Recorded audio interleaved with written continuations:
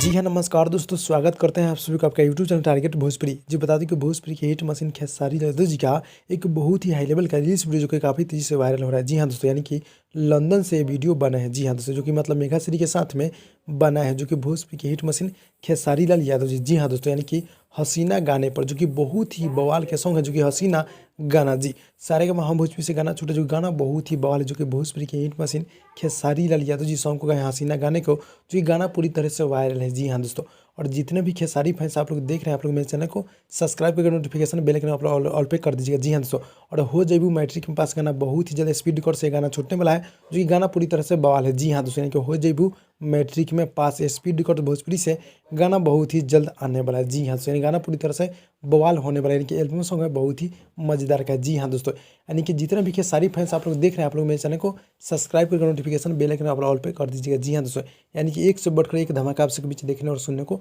मिलने वाला है। जी हाँ दोस्तों, तो इस वीडियो के बारे में क्या रहा है आप लोग कमेंट में कमेंट कीजिएगा। मिलते हैं अगले वीडियो में, तब तक के लिए धन्यवाद।